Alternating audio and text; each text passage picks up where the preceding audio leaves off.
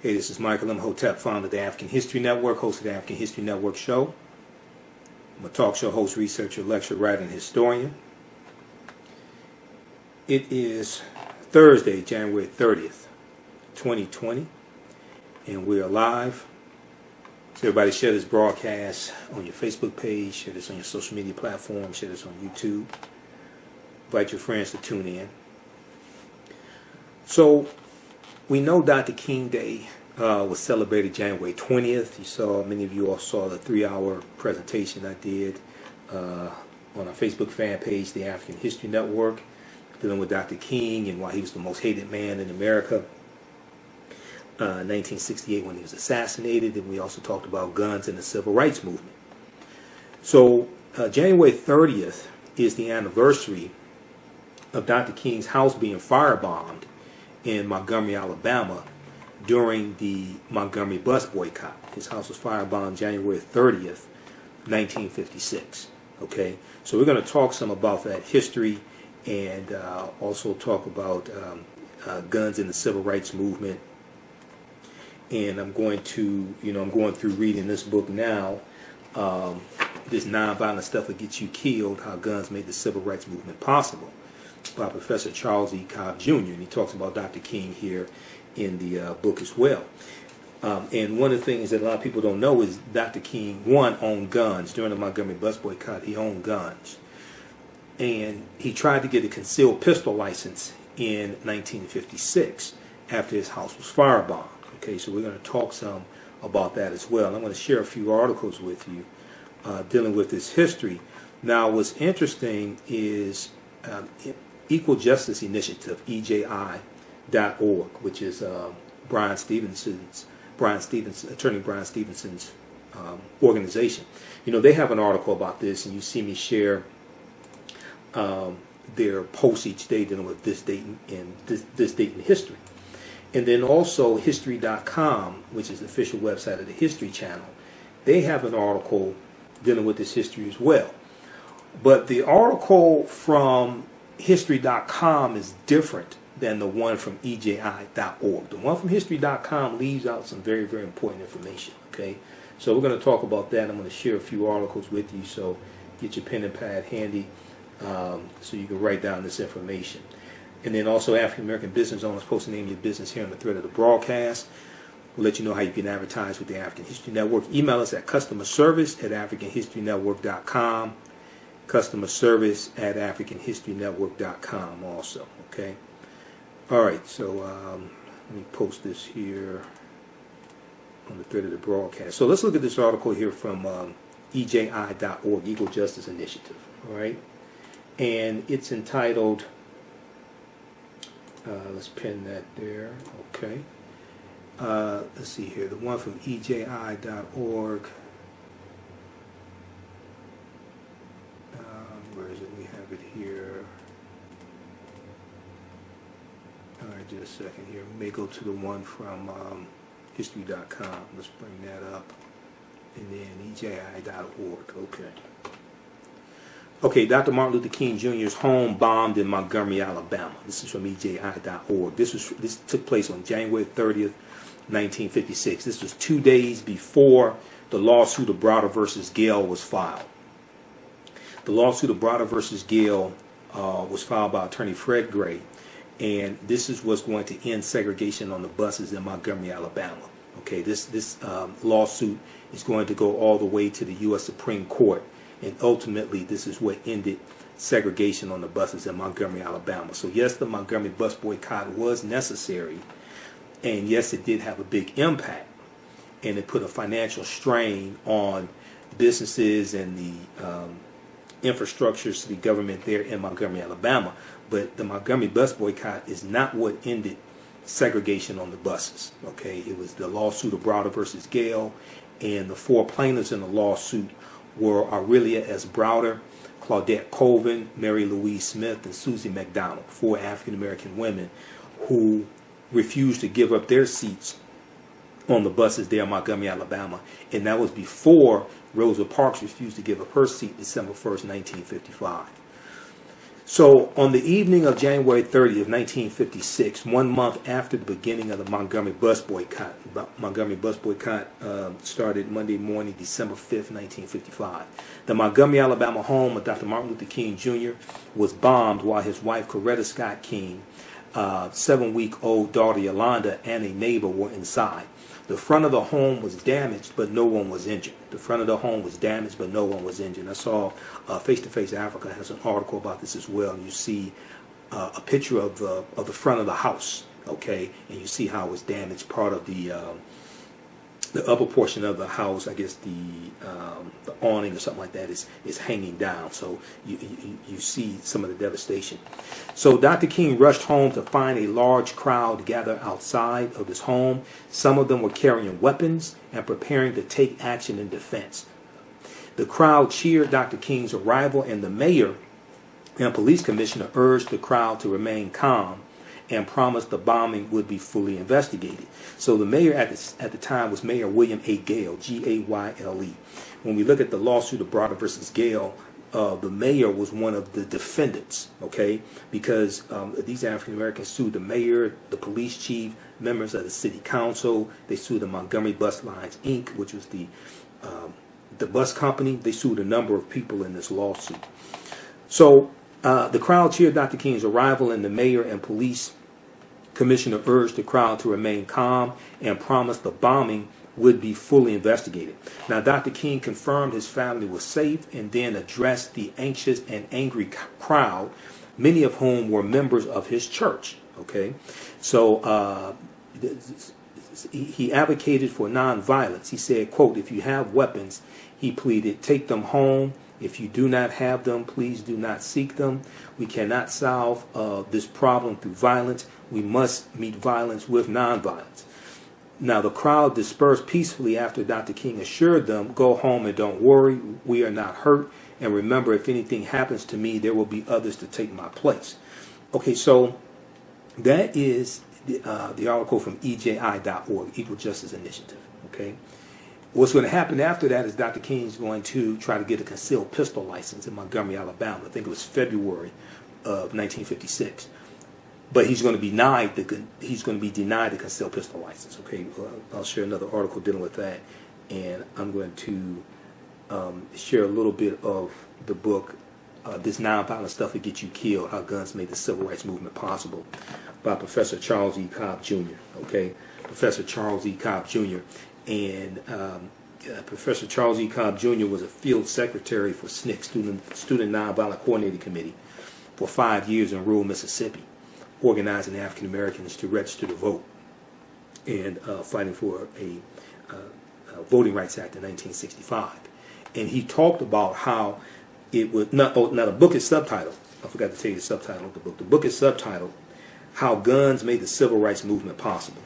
How guns made the civil rights movement possible. Okay, I want to make sure you all see this. So a lot of what we have been taught about the civil rights movement and being a nonviolent movement is largely historically inaccurate, because it was African Americans with guns who protected the civil rights workers. It's going to be African American men with guns who are going to protect Dr. King even before the Deacons for Defense and Justice were founded in 1964, Jonesboro, Louisiana. If we look at the article from History.com, Martin Luther King Jr.'s home is bombed, January 30th, 1956. So it talks about, it says on January 30th, 1956, an unidentified white supremacist terrorist bombed the Montgomery home of Reverend Dr. King. No one was harmed, but the explosion outraged the community and was a major test of King's steadfast commitment to nonviolence. King was relatively new to Montgomery, Alabama, but had quickly involved himself in the civil rights struggle there.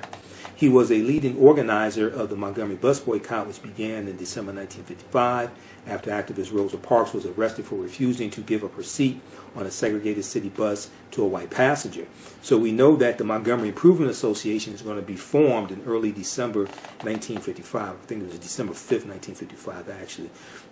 The Montgomery Improvement Association is going to be formed, and this is going to be the organization that's going to guide the Montgomery Bus Boycott, and that organization elected Dr. King to be the head of the Montgomery Improvement Association and to lead the Montgomery Bus Boycott.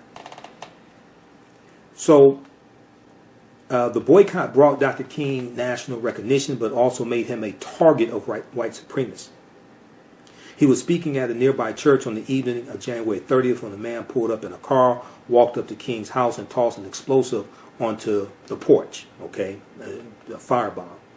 The bomb went off, damaging the house, but did not harm Dr. King's wife, Coretta, who was inside with the couple's 7-month-old daughter, Yolanda. News of the bombing spread quickly, and an angry crowd soon gathered outside King's home. A matter of minutes after his home had been bombed, standing feet away from the site of the explosion, King preached nonviolence. He said, quote, "I want you to love your enemies." He told his supporters, "Be good to them, love them, and let them know you love them." It's a prime example. End quote. It's a prime example of King's deeply held belief in nonviolence, as what could have been a riot instead became a powerful display of the highest ideas of the civil rights movement. So King added that, quote, "If I am stopped, this movement will not stop," end quote, a sentiment he repeated throughout his life. Later that same year, while the boycott was still in effect, someone fired a shotgun at King's home, and they continued to receive death threats and intimidation, including a threatening letter from the FBI until King's assassination in 1968. Now, we also know later in September 1956, his house was firebombed again also. At biography.com's website, they have a video dealing with that, when Dr. King's house was firebombed in September of 1956. So bombings, shootings, and arson at African-American churches remain shockingly common in the United States. A massacre committed by a white supremacist at a church in Charleston, South Carolina, claimed 9 lives in 2015, and in 2019, it's talking about Dylan Roth. And in 2019, the son of a local sheriff's deputy was arrested and charged with a string of arson attacks on African-American churches in Louisiana. Now, what's interesting, neither one of these articles talk about Dr. King owning guns, and they didn't talk about Dr. King trying to get a concealed pistol license in 1956 as a result of his house being firebombed and the death threats that he's getting. Okay, so in the article from EJI.org, Equal Justice Initiative, it says the crowd cheered Dr. King's arrival, and the mayor and police commissioner urged the crowd to remain calm and promised the bombing would be fully investigated. Okay, now even though ostensibly Dr. King is telling them, if you have weapons, go home, and he's preaching nonviolence ostensibly, at this point Dr. King still owns guns. 1. 2, we know it's going to be African American men around him who own guns and protect him and civil rights workers. And it very well could be that what he said that because the police chief and the mayor were there as well to give cover and keep things calm. Because what he didn't want is a riot to break out or rebellion to break out while they have the bus boycott taking place. And they're getting national attention because of this bus boycott. They don't want something like this to derail it. Okay, so let's look at a couple of articles here. One is from, let's see, where do we go? We'll look at this here. At Stanford.edu, they have a King Institute, Stanford University, on their website. So they have a lot of articles about Dr. King, writings of his, things like this, right? They have an entry here, King's home firebombed, January 30th, 1956. At 9:15 p.m. while King is speaking before 2,000 congregants at a mass meeting at First Baptist Church, his home is bombed. Coretta Scott King and their daughter Yolanda Denise are not injured. King addresses a large crowd that gathers outside the house, pleading for nonviolence. The city commission promises police protection for King and offers a $500 reward for the capture and conviction of the persons responsible for the bombing. The Kings stay at the home of Dexter of Dexter Deacon J.T. Brooks. Okay, so there's Dexter Avenue Baptist Church. Late that night, King Sr., Dr. King's father, his daughter Christine, son A.D., and Coretta's father, Obadiah Scott, arrive hoping to convince Dr. King and his family to return to Atlanta, but he refuses because he's committed to this bus boycott. All right. Now, if we look at the Guardian.com,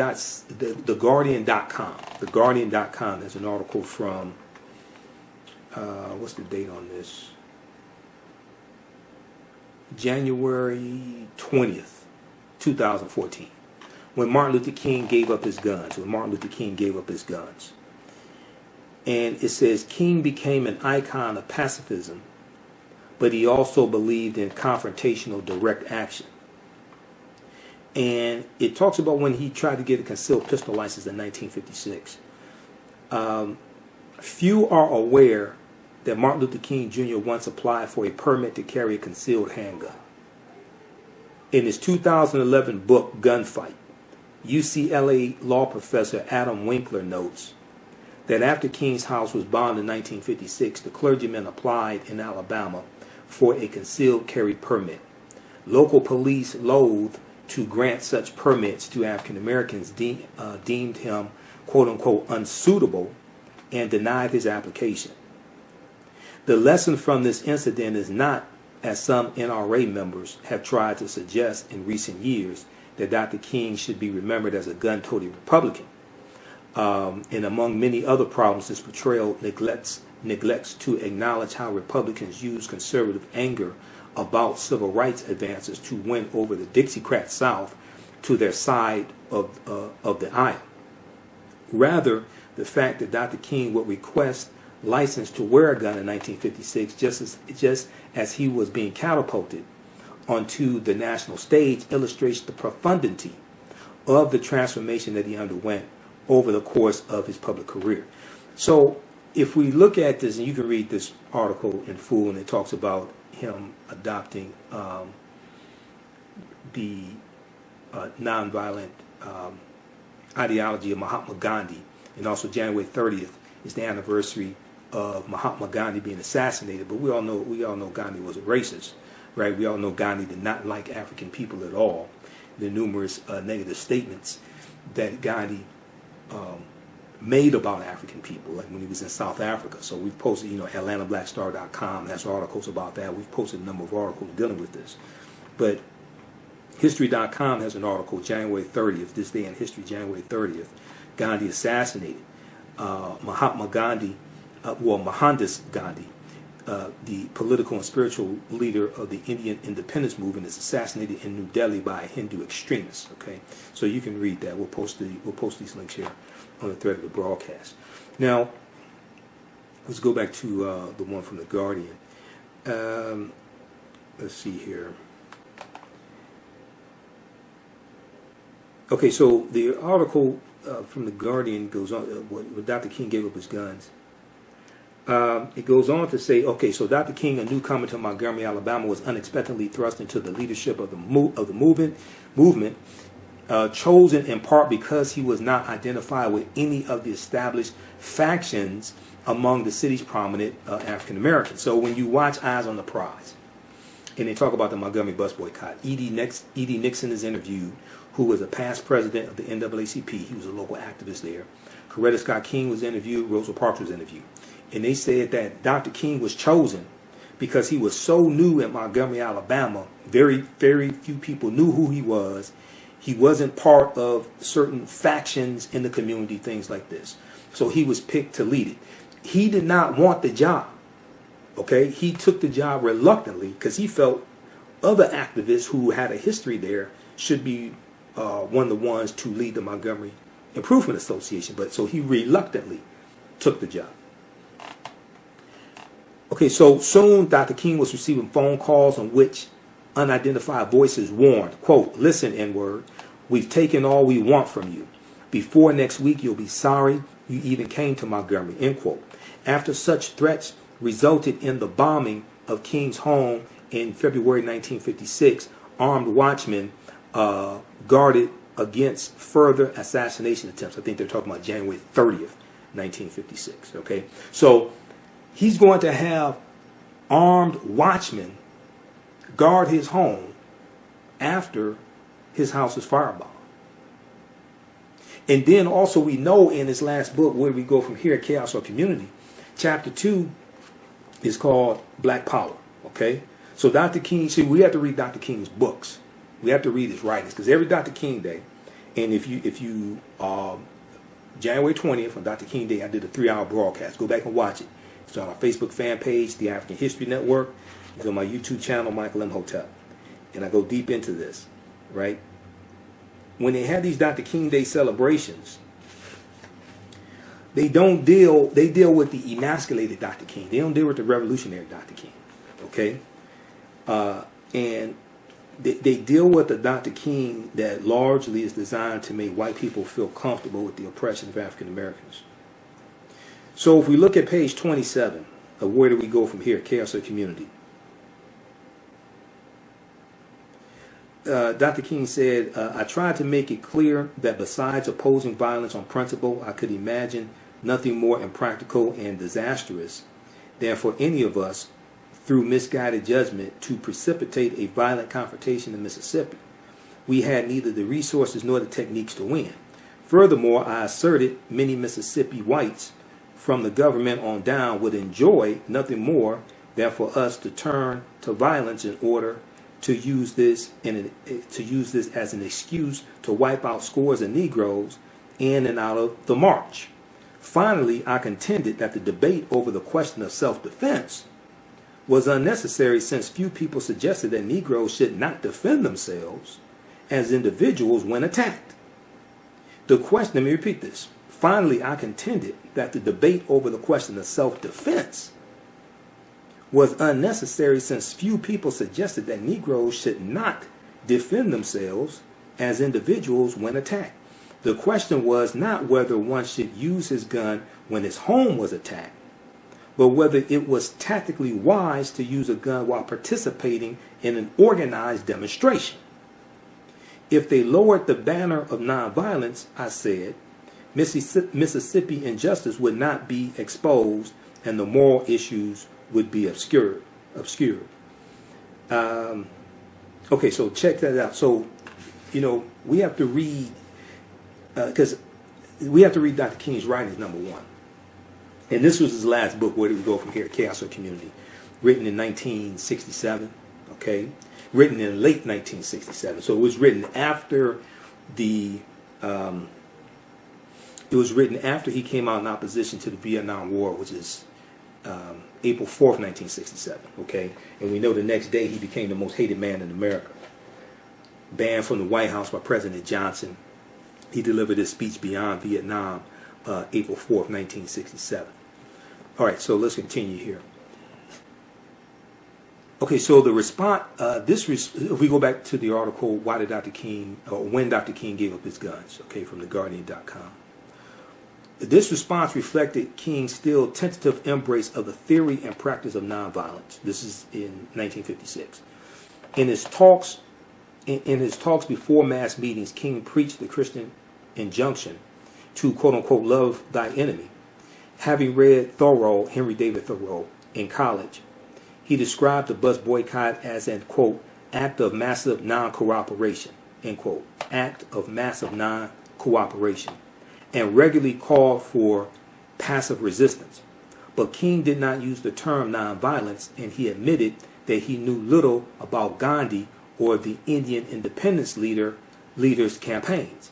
As King biographer Taylor Branch notes, out-of-state visitors who were knowledgeable about the principles of unarmed direct action, such as Reverend Glenn Smiley of the Fellowship of Reconciliation and Bayard Rustin of the War Resisters League, reported that King and other Montgomery activists were, quote, at once gifted and unsophisticated in nonviolence, end quote, at once gifted and unsophisticated in nonviolence, end quote. So it's going to be Bayard Rustin who's going to basically convince Dr. King to get rid of his guns. Because what happened was, so if we look at this nonviolent stuff that gets you killed, how guns make the civil rights movement possible. If we look at the back of the book, it says, visiting Martin Luther King Jr. during the Montgomery, Alabama bus boycott, journalist William Worthy, W-O-R-T-H-Y, journalist William Worthy almost sat on a loaded pistol. Just for self-defense, Dr. King assured him. It was not the only weapon King kept for such a purpose. One of his advisors remembered the Reverend's Montgomery, Alabama home as an arsenal. Like King, many ostensibly nonviolent civil rights activists embraced their constitutional right to self-protection. Yet this crucial dimension of the Afro-American freedom struggle has been long ignored by history. Ostensibly means it gives the superficial image, or it gives a superficial facade of being one thing, but it's really something else. Okay, so on the surface it looks nonviolent, but it really isn't, because it was Negroes with guns who were protecting the civil rights workers. So, like King, many ostensibly nonviolent civil rights activists embraced their constitutional right to self-protection. Yet this crucial dimension of the Afro-American freedom struggle has been long ignored by history. In the book, This Nonviolent Stuff That Gets You Killed, Charles E. Cobb Jr. recovers this history, describing the vital role that armed self-defense has played in the survival and liberation of black communities, drawing on his experiences in the civil rights movement and giving voice to its participants. Professor Charles E. Cobb Jr. lays bare the paradoxical relationship between the nonviolent civil rights struggle and the long history and importance of African Americans taking up arms to defend themselves against white supremacist violence. Okay, so if we look at page 8, okay, and how's everybody doing? Everybody share this broadcast, your Facebook page, invite your friends to tune in. We got Michael, we got Eric, Tammy, Anita. How's everybody doing? Okay, so if we look at page 8, it says some leaders were committed to nonviolence as a way of life. Borrowing from Mohandas Gandhi's concept of soul force, quote unquote soul force, S-O-U-L, force, F-O-R-C-E.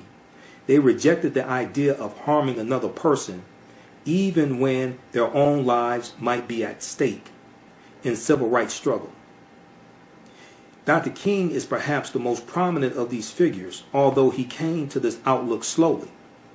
Another is Reverend James M. Lawson, the mentor of the student movement in Nashville, Tennessee.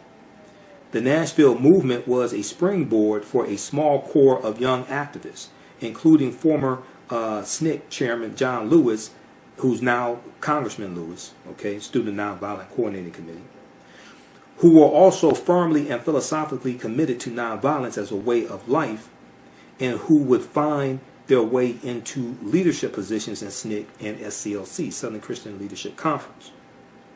For some activists, however, nonviolence was simply a useful tactic. For most activists, however, nonviolence was simply a useful tactic, one that did not preclude self-defense whenever it was considered necessary and possible.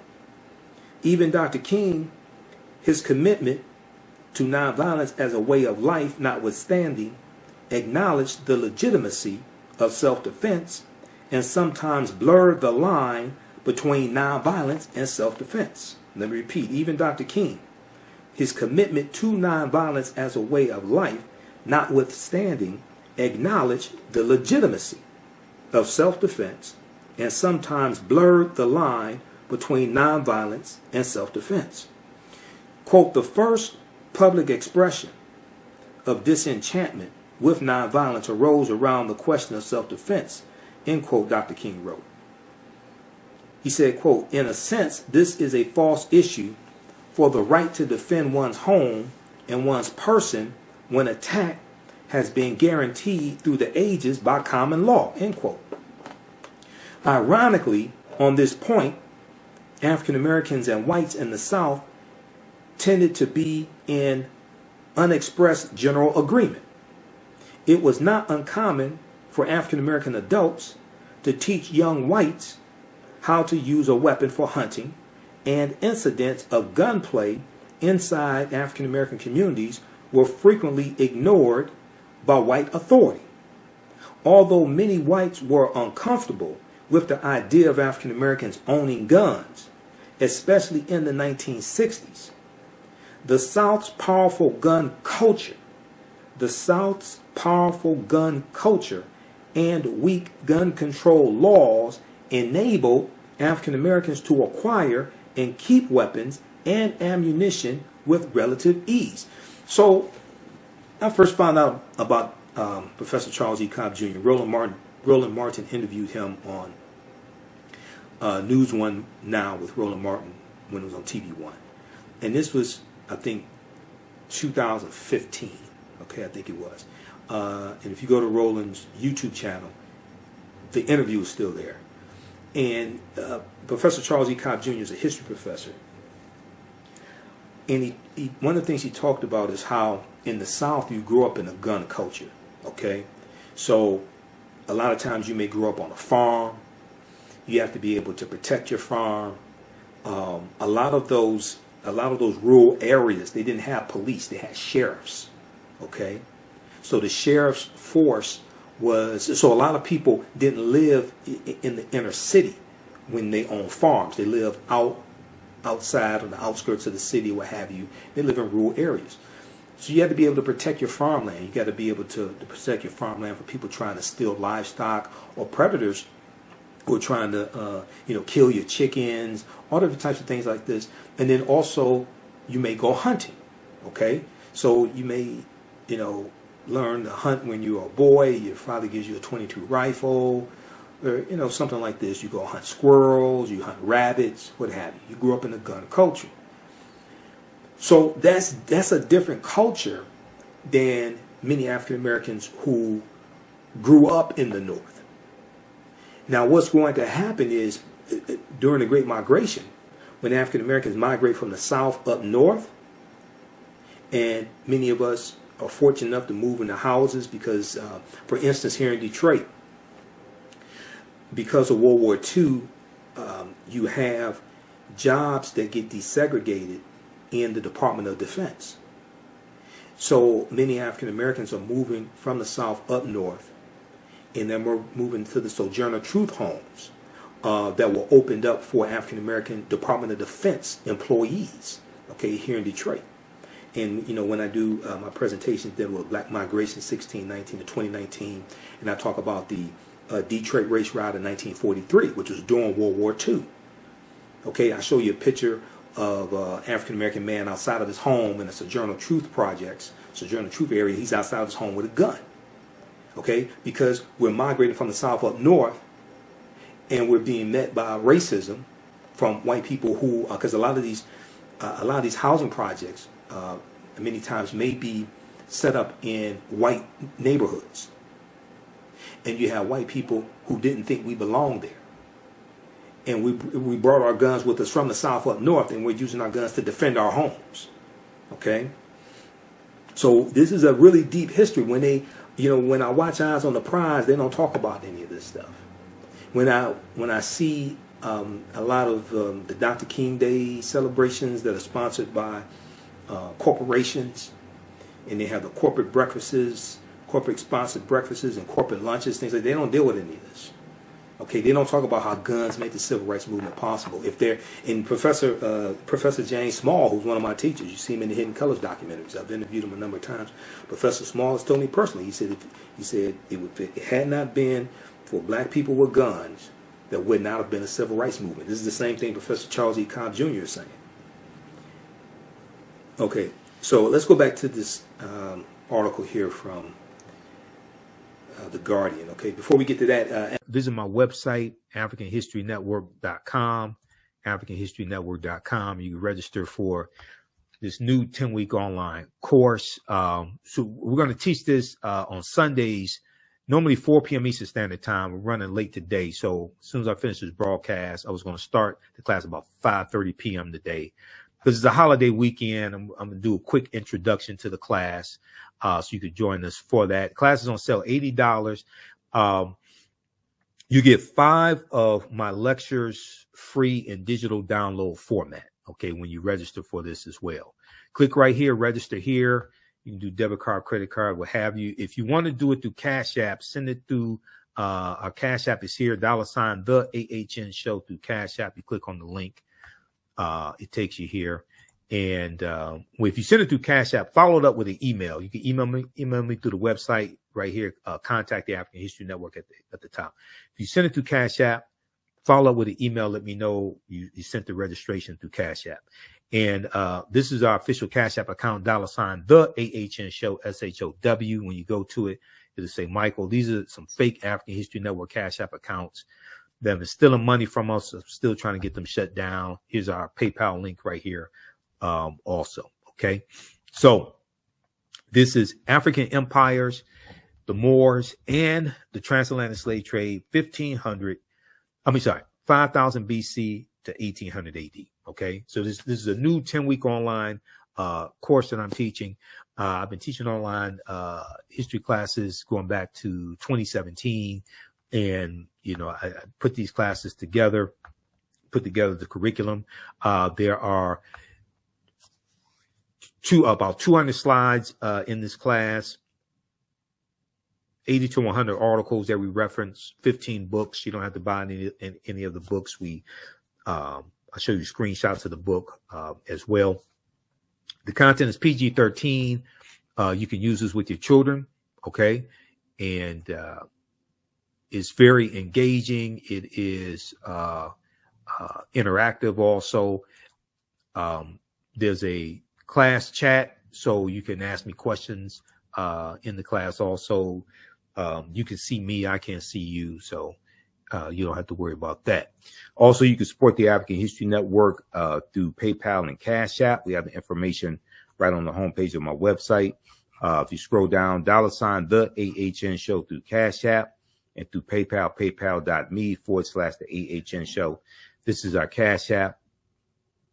Tag $ the AHN show, SHOW. When you go to it, it'll say Michael and show my picture there. Okay. These are some fake African History Network Cash App accounts that have been stealing money from us. And I put our tag right here. Here's our link to our Cash App. QR code. Okay, so you can support us there. If you want to donate support us $5, $10, $15, $25, $50, $100, whatever it is. It definitely helps us keep doing the research, stay on the air, pay some of the bills, and broadcast the Sunday night show also. Okay, so let's continue. All right, let's go back to the article from The Guardian. So after Dr. King's house is firebombed January 30th, 1956, we see there's going to be armed African-American men who act as watchmen guarding his house and protecting him from further assassination attempts. Okay, so this response reflected Dr. King's still tentative embrace of the theory and practice of nonviolence. Okay, let me skip down. Okay, we dealt with that. Okay, Bayard Rustin. Okay, so both Bayard Rustin and Reverend Glenn Smiley took notice of the firearms around the King household and argued for their removal. In a famous incident described by historian David Garrow, Garrow, Bayard Rustin was visiting Dr. King's parsonage, his house, with reporter William Worthy. So that's the incident that's talked about in this nonviolent stuff will get you killed. When the journalist almost sat on a pistol, he and Dr. King stayed up late that night arguing whether armed self-defense in the home could end up damaging the movement. It was not long before King had come around to the position advocated by groups like the Fellowship of Reconciliation. In 1959, at the invitation of the Gandhi National Memorial Fund, King made a pilgrimage to India to study the principles of Gandhi, and he was moved by the experience. Ultimately, he never embraced the complete pacifism. Okay, ultimately, he never embraced the complete pacifism. Later in the Black Power years, King made a distinction between people using guns to defend themselves in the home and the question of, quote, whether it was tactically wise to use a gun while participating in an organized protest, end quote. So that's that quote that comes from page 27 of Where Do We Go From Here, Chaos or Community, that's written by Dr. King. Chapter 2 deals with Black Power and the Black Power movement, okay? So that's where that quote comes from. I already shared that with you. Dr. King is making a distinction between the two. Okay, so later in the Black Power years, King made a distinction between people using guns to defend themselves in the home and the question of, quote, whether it was tactically wise to use a gun while participating in an organized protest, end quote.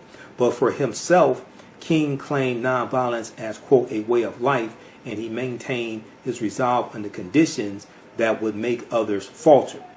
Okay, so so you can read the rest of this here, but at the same time, it's going to be men with guns who protect Dr. King, and also Dr. King is going to sometimes use the Deacons for Defense and Justice to protect civil rights workers.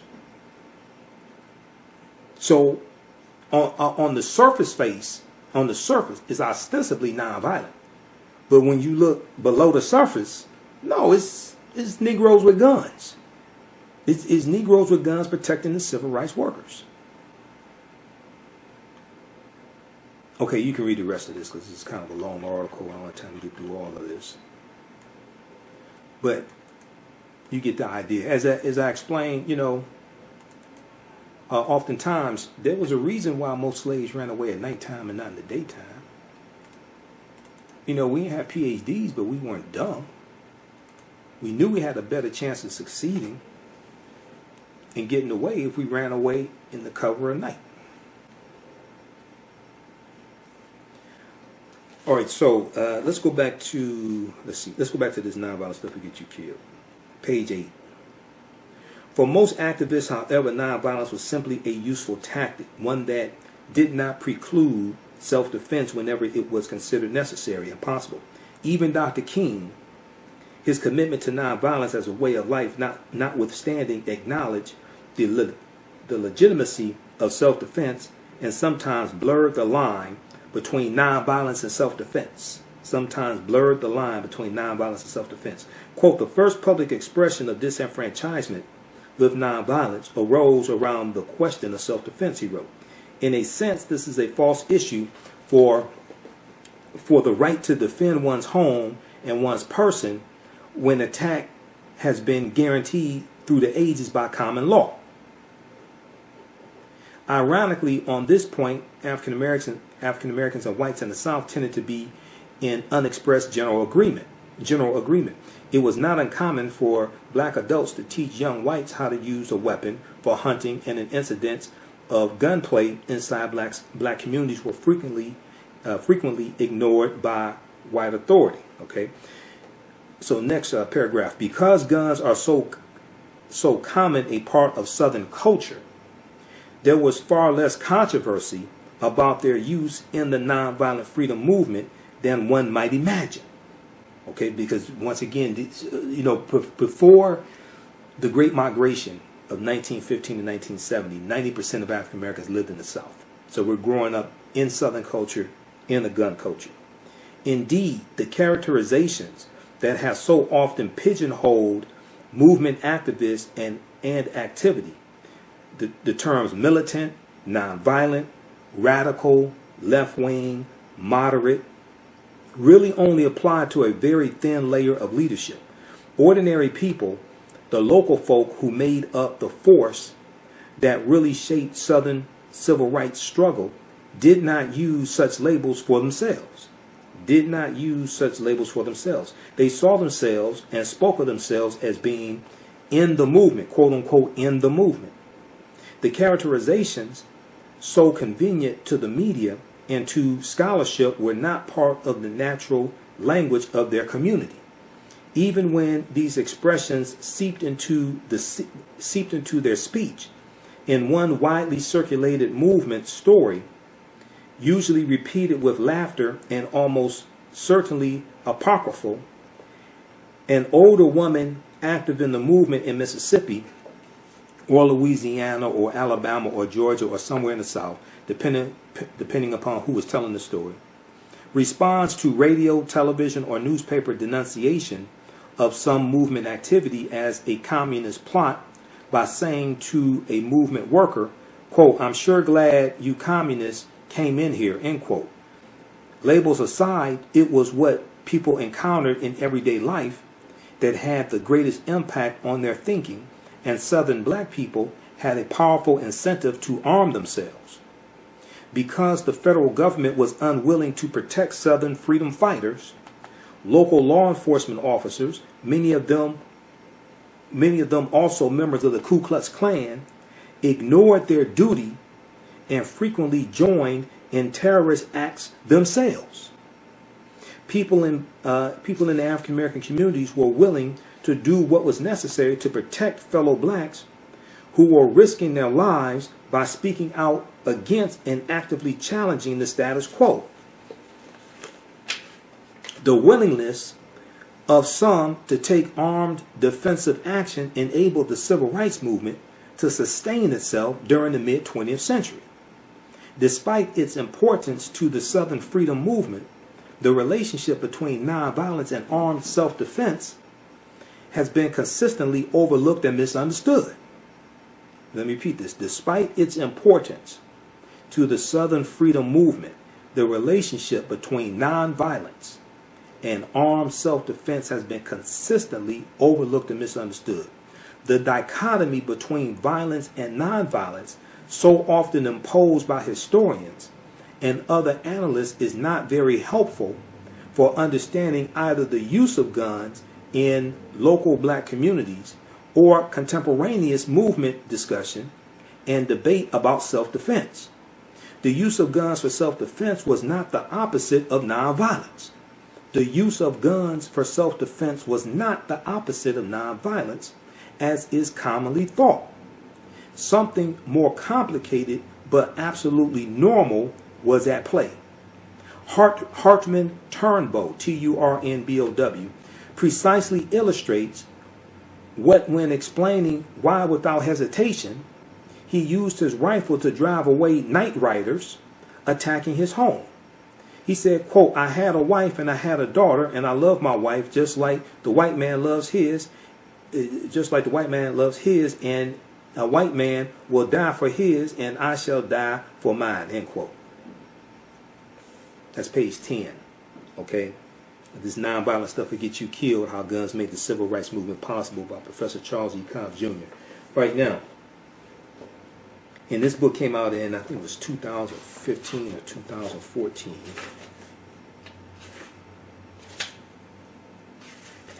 Let's see here. 2014. All right, now, if we look at, I think, two more articles here. Well, three.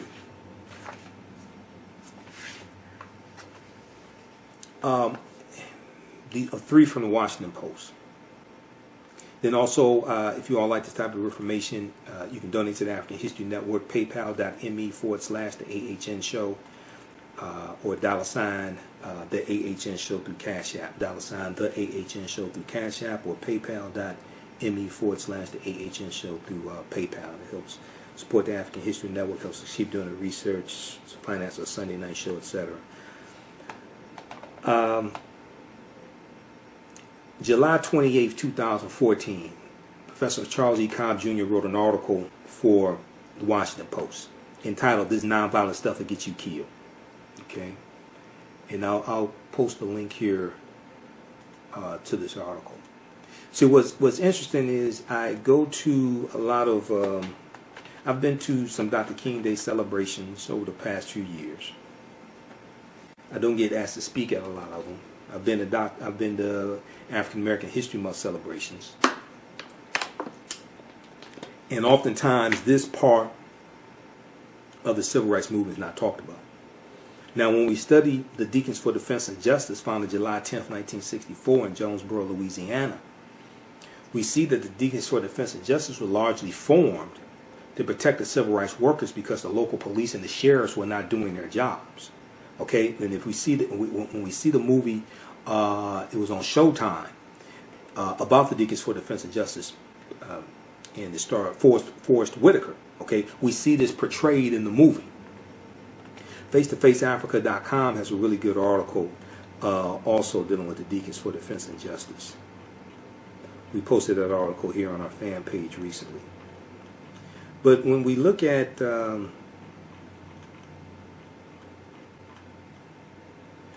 if we look at this article from Washington Post, from Professor Cobb Jr. also, July 28, 2014.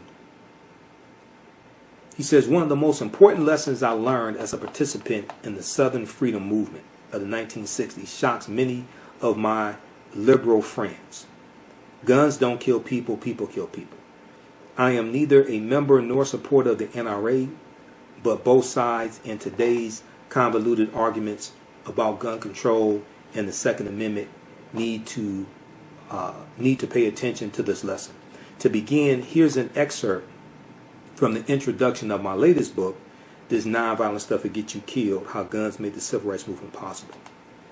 Armed self-defense, or to use a term preferred by some, armed resistance. Armed resistance. And I've seen books refer to this as armed resistance. Now, these weren't vigilantes. They weren't out trying to, start a race war or something like that. Okay? They were trying to defend their families, defend their homes, defend their communities, and defend the civil rights workers.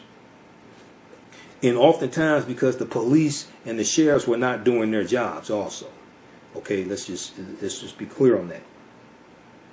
And I'm trying to see what page is this on in the book, because it doesn't say. So if you have this book at home, how many of y'all have read this book? Because a lot of people don't even know about this book.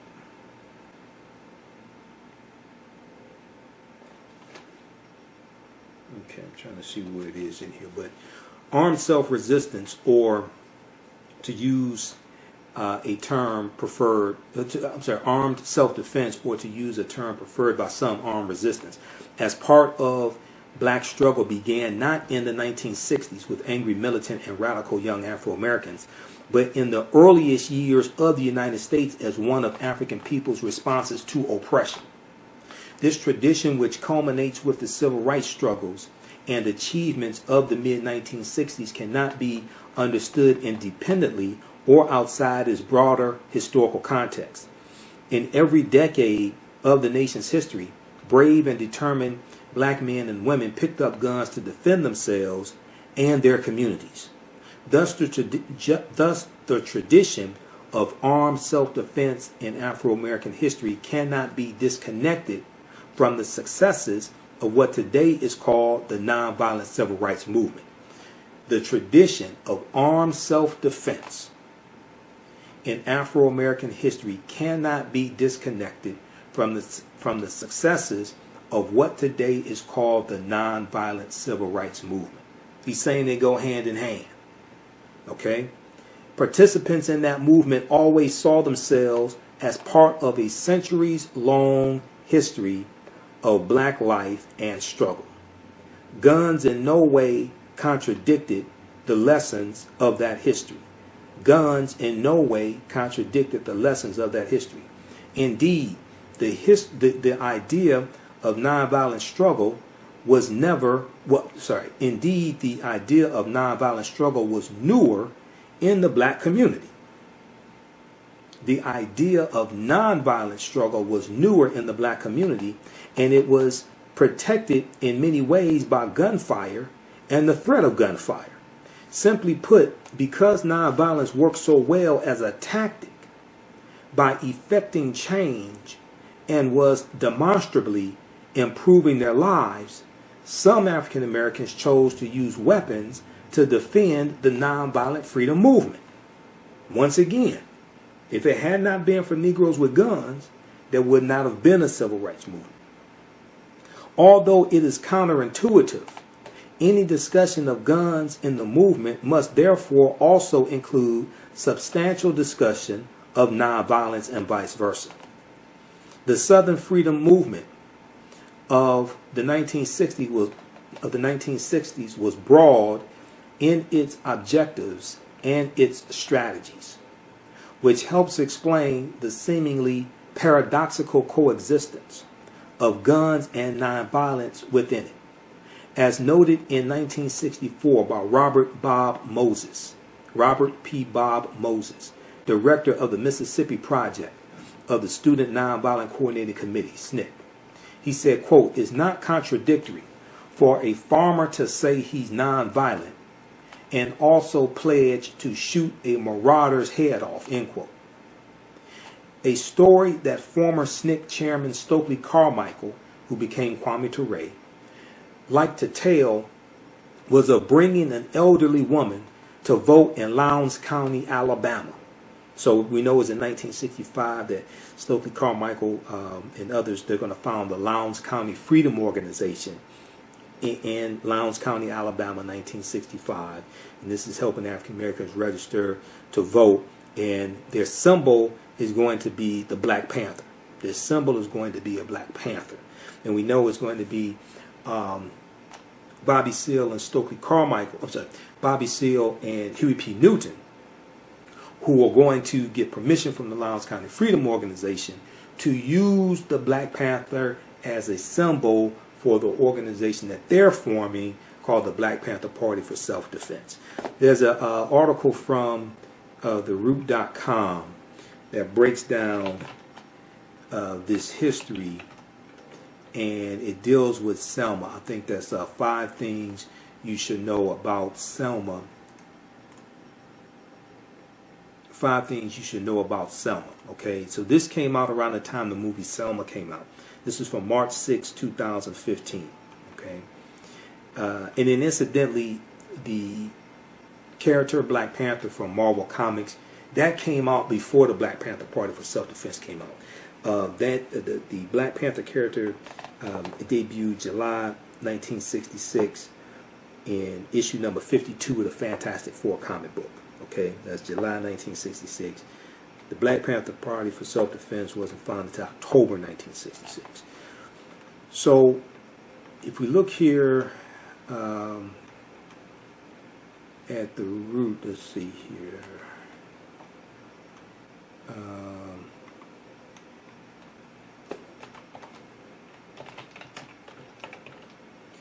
Number 5, the Selma movement helped give birth to the Black Panther Party.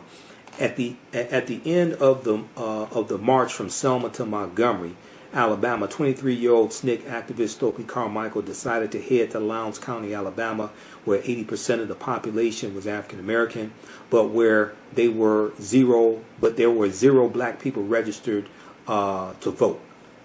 He went there to build a new political party. He formed the Lowndes County Freedom Organization, which used the Black Panther as a symbol. Okay, as its symbol. In October 1966, Stokely Carmichael, who was now head of SNCC, Student Nonviolent Coordinating Committee, and a leading voice of the Black Power movement, was a keynote speaker at a conference in Berkeley, California. In attendance were Huey P. Newton and Bobby Seale, who would adopt the Black Panther logo of the LCFO, Lowndes County Freedom Organization, for a new organization they were forming in Oakland, California. This organization was the Black Panther Party for Self-Defense. But they got, I've read other information, they got permission to use the Black Panther as their symbol. Okay? So read this article here, 5 things you should know about Selma. And this deals with the Selma to Montgomery March. We know Montgomery is the capital of Alabama.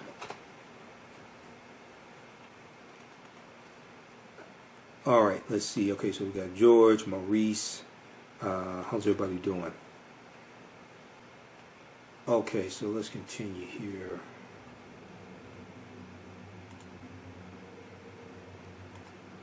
All right, this was the one from Washington Post.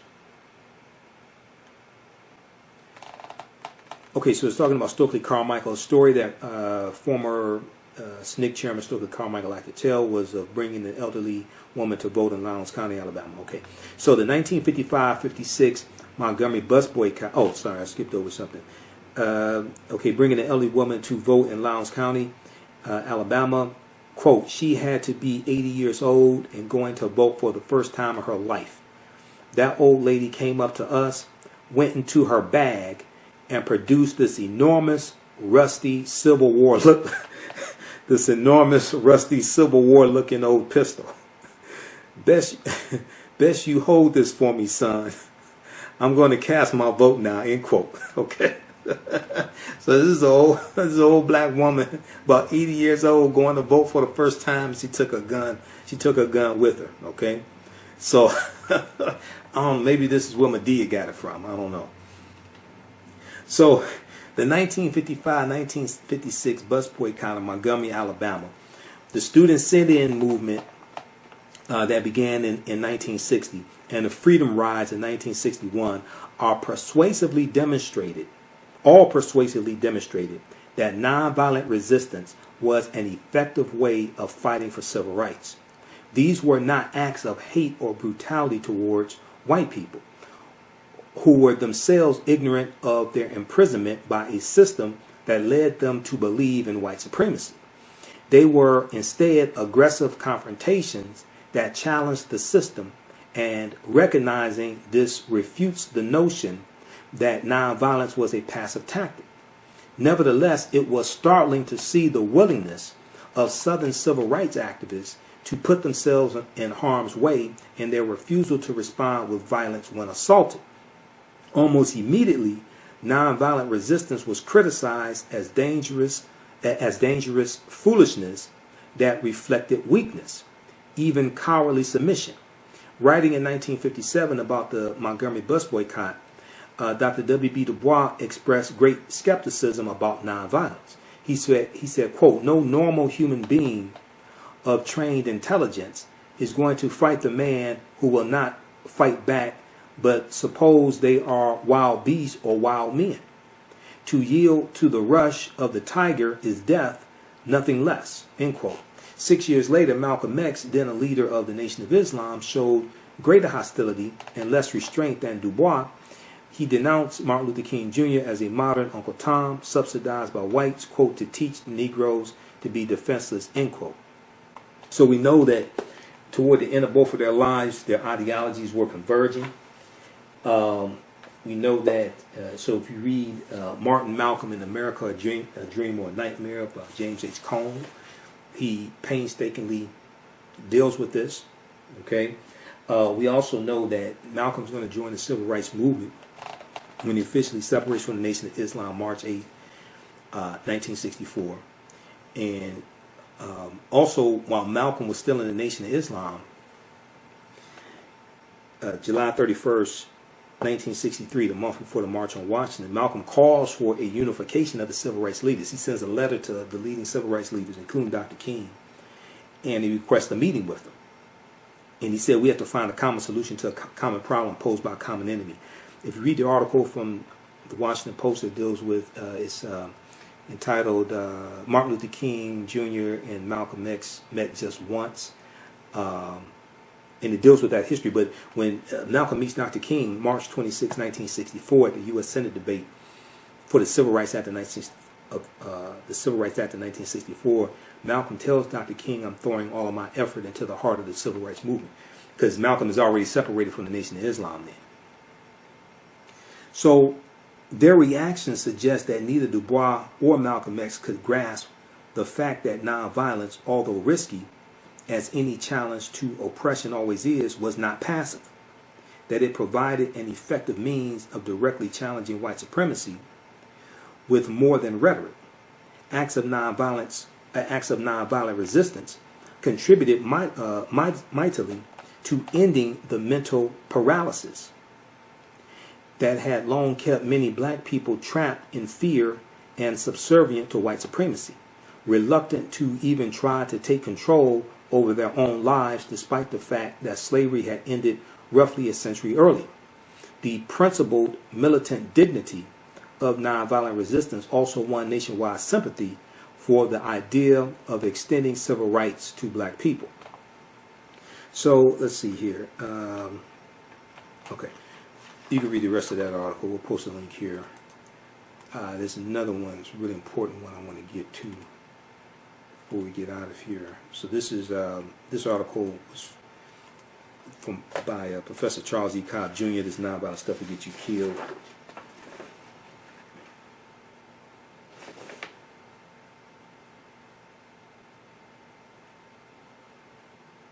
Okay, you can read. Yeah, you can read the rest of that. Let's look at Professor Nicholas Johnson. Professor Nicholas Johnson wrote the book "Negroes and the Gun: The Black Tradition of Arms." Negroes and the Gun: The Black Tradition of Arms. He wrote 2 articles for the Washington Post. The first one was January 3rd. Well, the first one I'll look at, January 31st, 2014. Negroes and the Gun: Nonviolent Winchesters and the Fine Art of Concealed Carry in the Modern Civil Rights Movement. And in the article, let's see, he says the longest chapter in the book Negroes and the Gun is devoted to the modern civil rights movement. The record here is rich with oral histories, memories, and other detailed first-hand accounts that illuminated the black tradition of arms. Because once again, growing up in the Southern culture, growing up in the gun culture. Local lore in Columbia, Tennessee says that in 1946, armed Negroes were a break on plans, B-R-A-K-E, a stop, a break on plans to lynch Thurgood Marshall.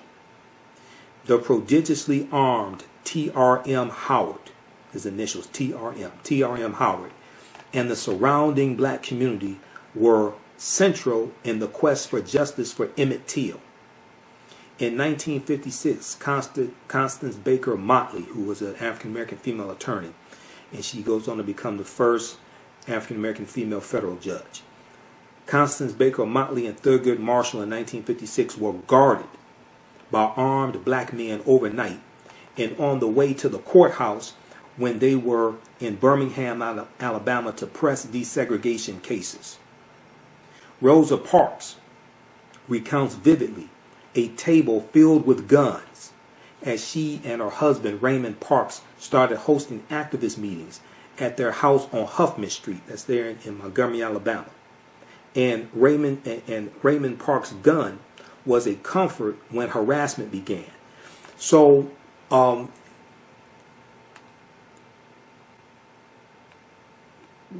when they are organizing, when they're having these organizing meetings there in Montgomery, Alabama, and Dr. Greg Carr talked about this. I saw him talk about this on Roland Martin Unfiltered. But Rosa Parks said when they would sit down at the table, they would take their guns out and put them, their pistols, take their pistols out, put them on the table. So if the Klan or white supremacists bust in their house while they're meeting, their guns will already be out and they could shoot them. Now this is Rosa Parks. So when they talk about Rosa Parks, they don't talk about Rosa Parks and guns. I wonder why. Legendary activist Fred Shuttlesworth rode to the rescue with a 15-car caravan of armed black men when freedom riders were menaced by a crowd in Anniston. So Reverend Fred Shuttlesworth is the reverend who calls Dr. King in 1963 and asked Dr. King to come to Montgomery, Alabama to participate in the Birmingham campaign. Okay, so the Birmingham campaign was the campaign in Birmingham, Alabama to break the back of segregation in Birmingham, Alabama. All right, and that campaign was already underway. Dr. King and the movement has suffered a defeat in Albany, Georgia, 1961 to 1962, called the Albany Movement. And the Albany Movement, they were not able to defeat segregation. And Dr. King is looking for a victory. If you watch Eyes on the Prize, they really break this down. Reverend Fred Shuttlesworth calls Dr. King and says, if you come to Alabama, but if you come to Birmingham, Alabama, and help us in this movement, I can guarantee you a victory. Okay, so this is what happens.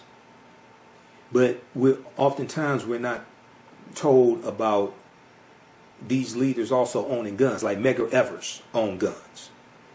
See, oftentimes we're shown them marching, but we're also not told that they own guns.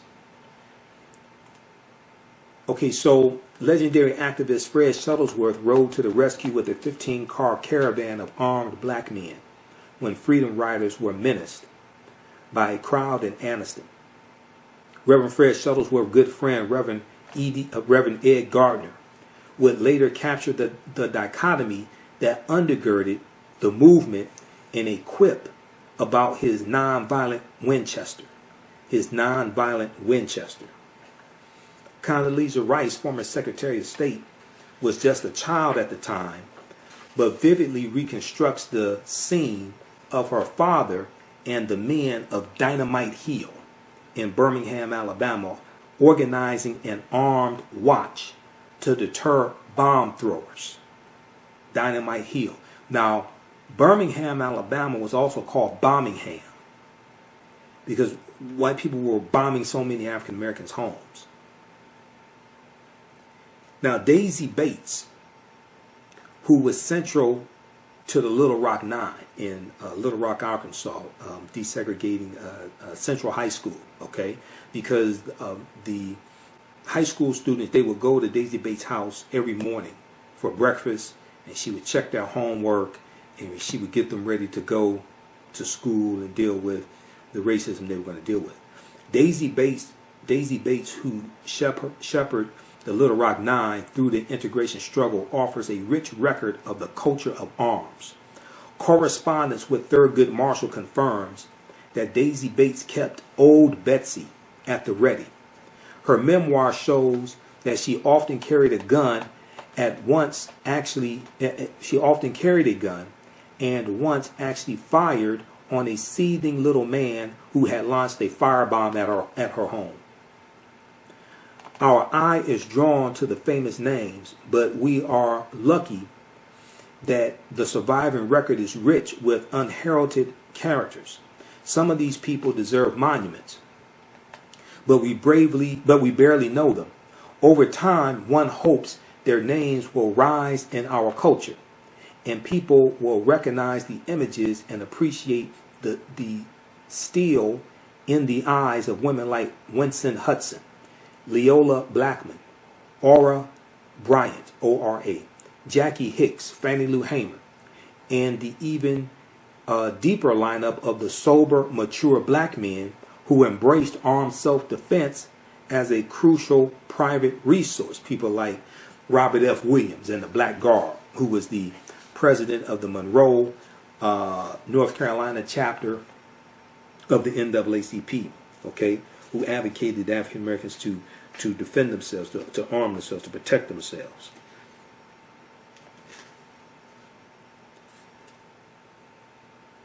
So these people not only own guns and fired them in self-defense, they also carry guns in defiance of discretionary permitting schemes of the type that said a bombing at Martin Luther King's home did not constitute good cause for granting him a permit to carry a gun. That's dealing with February 1956.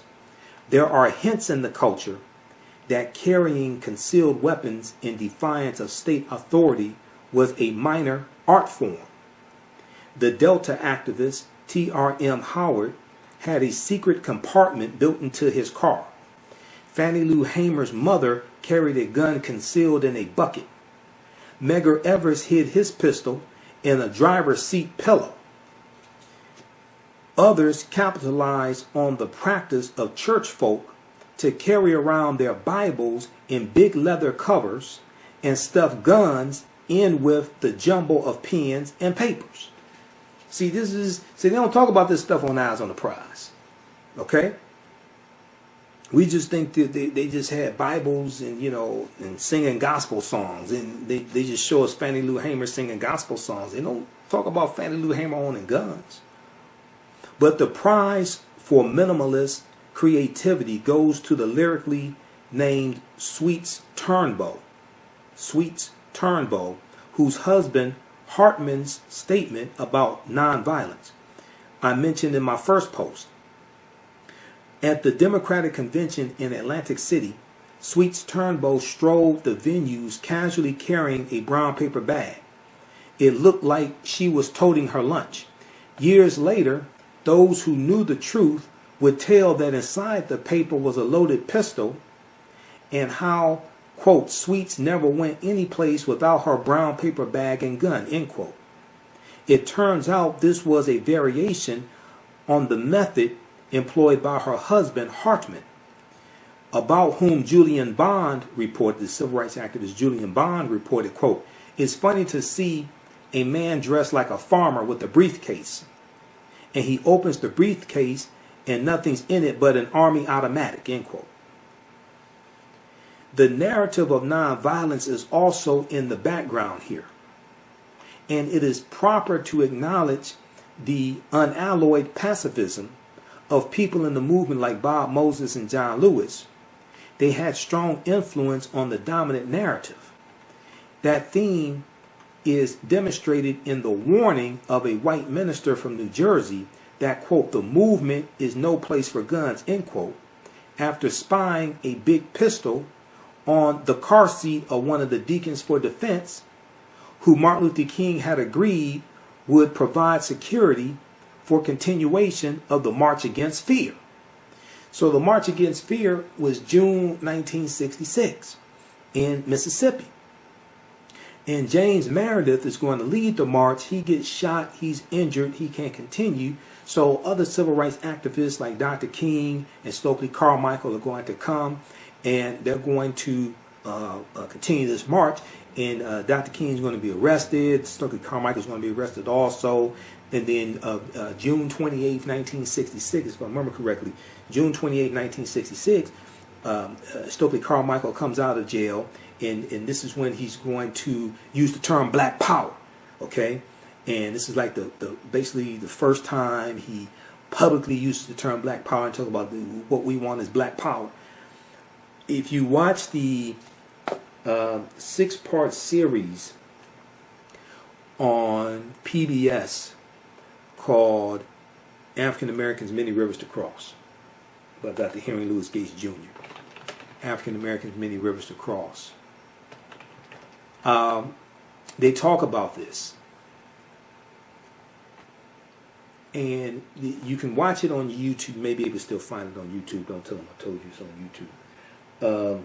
But you can order it from PBS.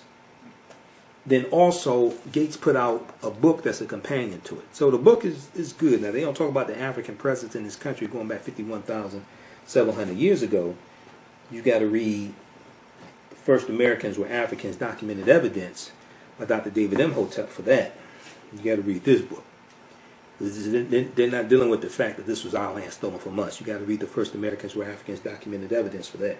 Okay, but there's still some good information in this book. Then also, this is probably the preeminent book on the Deacons for Defense and Justice by Lance Hill. The Deacons for Defense, Armed Resistance, and the Civil Rights Movement. The Deacons for Defense, Armed Resistance, and the Civil Rights Movement. Okay, if it had not been for Negroes with guns, there would not have been a civil rights movement.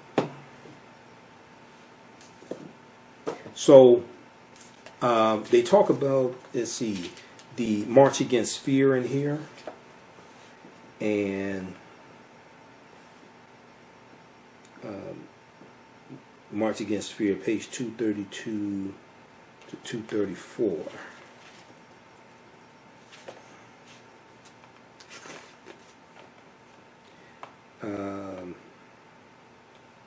Yeah, so you can check that out, okay?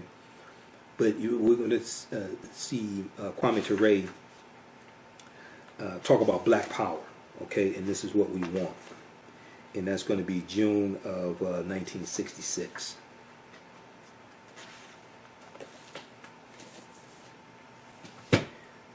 All right.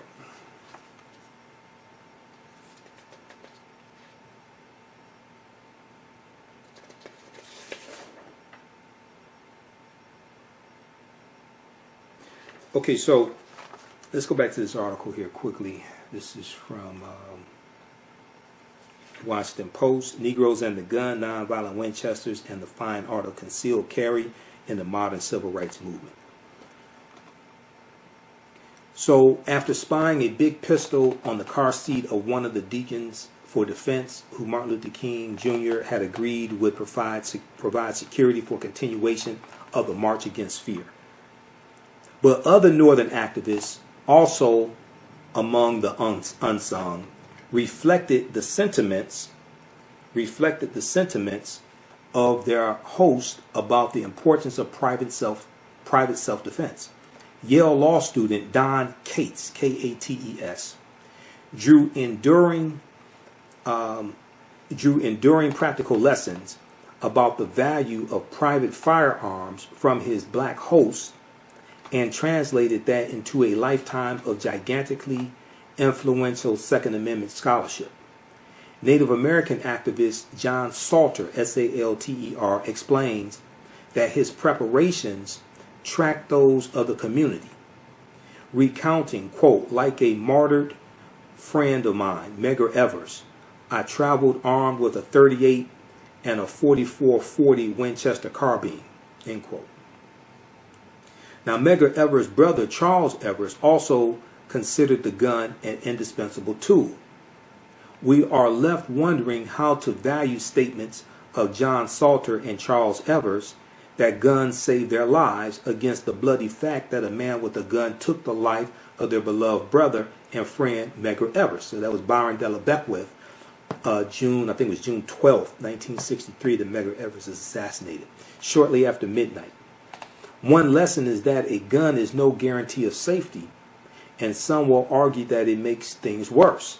Still, Medgar Evers, John Salter, and countless others chose the gun, suggesting that amid conflicting empirical claims about the costs and benefits of firearms, much of this ultimately comes down to private assessments and private choice. Okay, so you can read the rest of it. This is a really good article here from Professor Nicholas Johnson. Okay, Negroes and the Gun, Nonviolent Winchesters, and the Fine Art of Concealed Carry in the Modern Civil Rights Movement. Once again, all this history is just totally left out of the Civil Rights Movement when certain people tell it. All right, now if we look at this last article here, another one from Professor Nicholas Johnson, the earlier one he wrote for the Washington Post, January 27, 2014, The What and Why of Negroes and the Gun, the Black Tradition of Arms. The What and Why of Negroes and the Gun, the Black Tradition of Arms. Okay, let me pull this one up here. Where do we have this? And I have this one pulled up as well.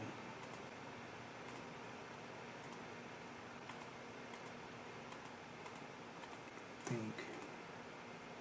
All right, let's pull this one up.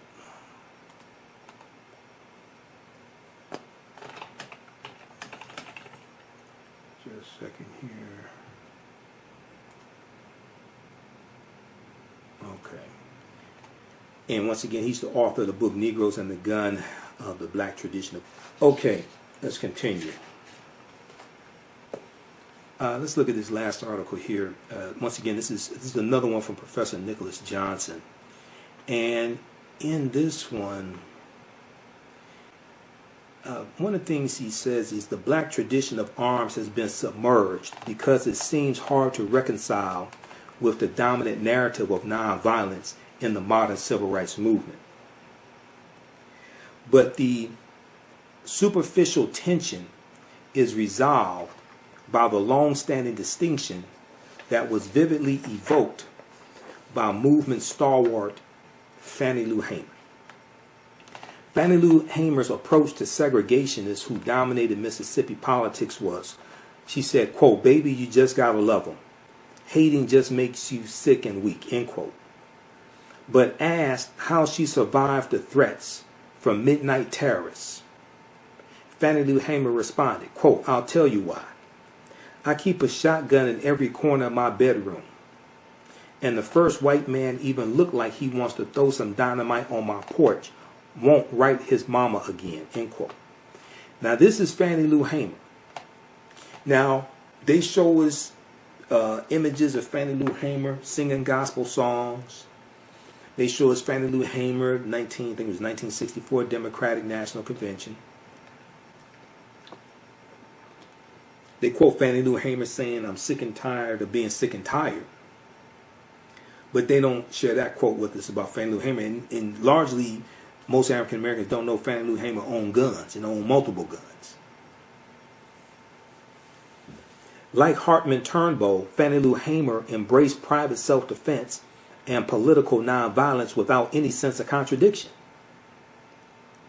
In this, she channeled a more than century-old practice and philosophy that evolved through every generation, sharpened by icons like Ida B. Wells, Dr. W.B. Du Bois, and Daisy Bates, pressed by the burgeoning NAACP and crystallized by Martin Luther King Jr., who articulated it this way: violence exercised merely in self-defense.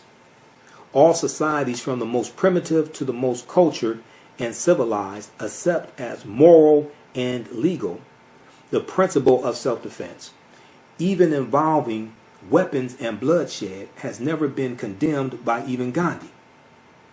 When the Negro uses force in self-defense, he does not forfeit support. He may even win it by the courage and self-respect it reflects. But violence as a tool of advancement, involving organization, as in warfare, possesses incalculable perils.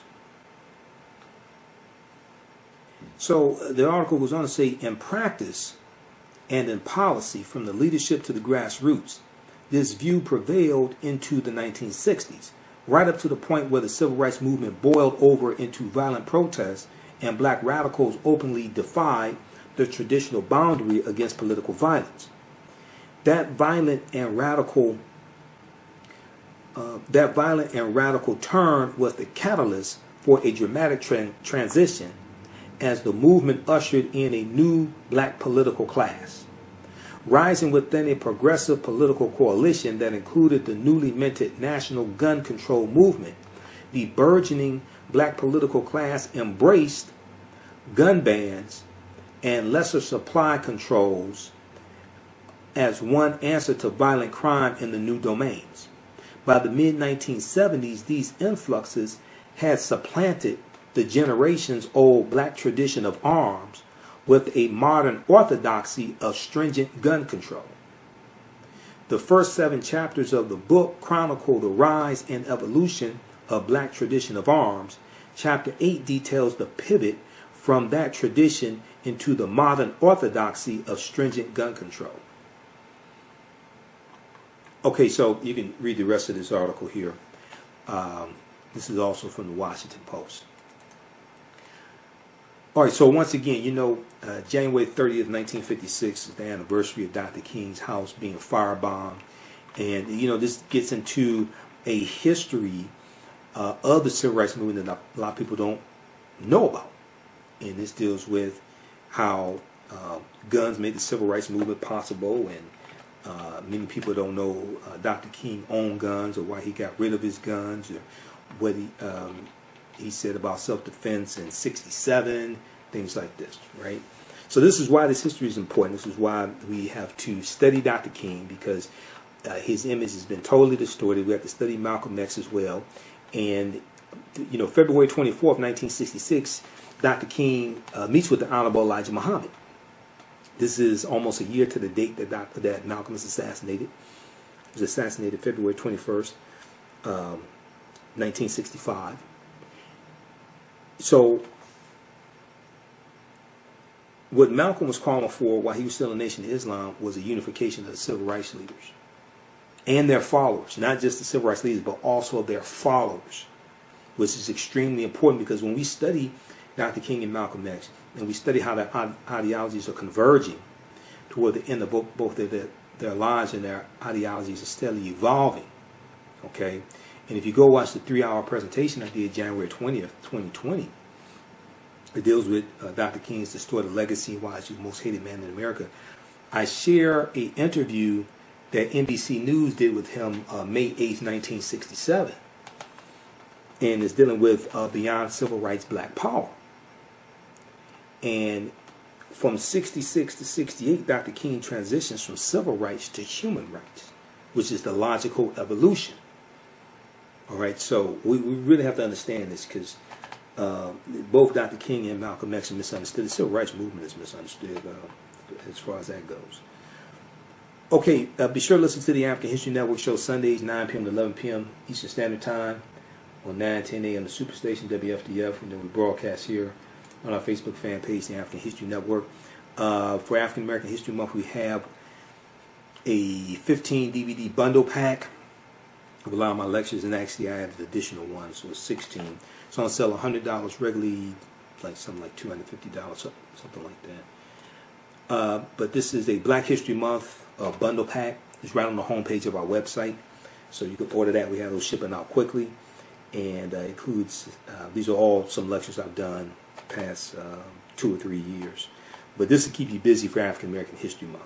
If you want me to do a presentation for your group or organization, email me at customerservice@AfricanHistoryNetwork.com, customerservice@AfricanHistoryNetwork.com, and we can make that happen.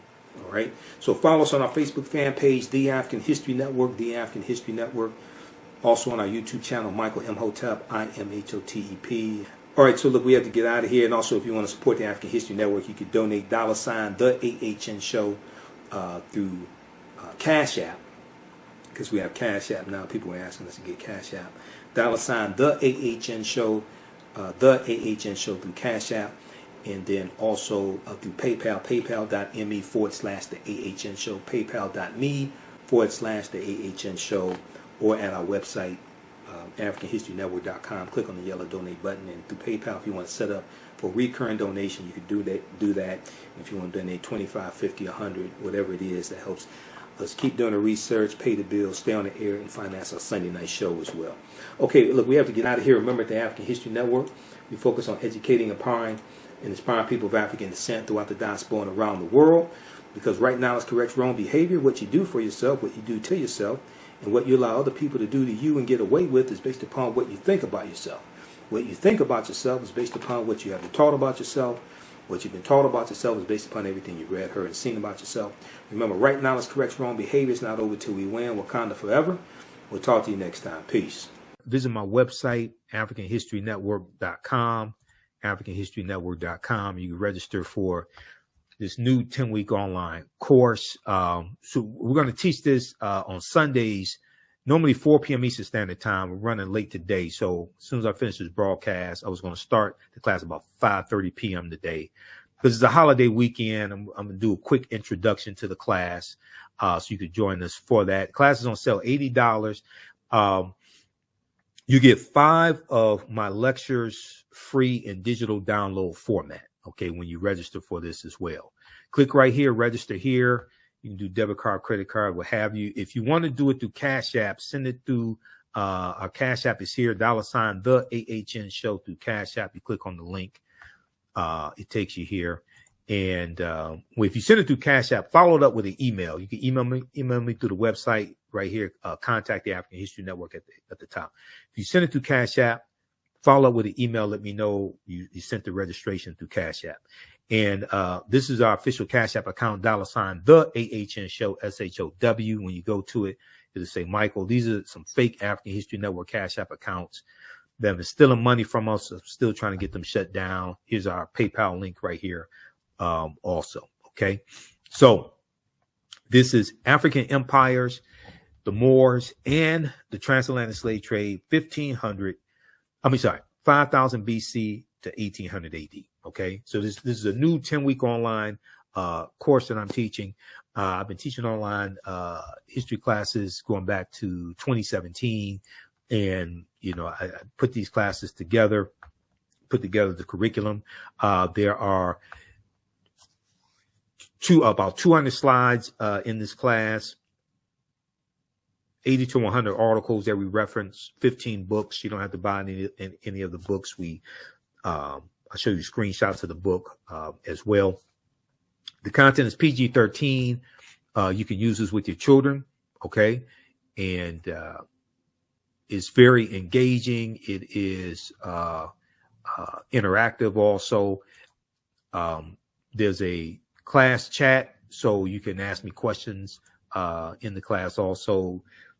You can see me, I can't see you, so you don't have to worry about that. Also, you can support the African History Network through PayPal and Cash App. We have the information right on the homepage of my website. If you scroll down, $ the AHN Show through Cash App, and through PayPal, paypal.me/the AHN Show. This is our Cash App. Tag $ the AHN Show, SHOW. When you go to it, it'll say Michael and show my picture there. Okay, these are some fake African History Network Cash App accounts that have been stealing money from us. And I put our tag right here. Here's our link to our Cash App, QR code. Okay, so you can support us there. If you want to donate support us $5, $10, $15, $25, $50, $100, whatever it is. It definitely helps us keep doing the research, stay on the air, pay some of the bills, and broadcast the Sunday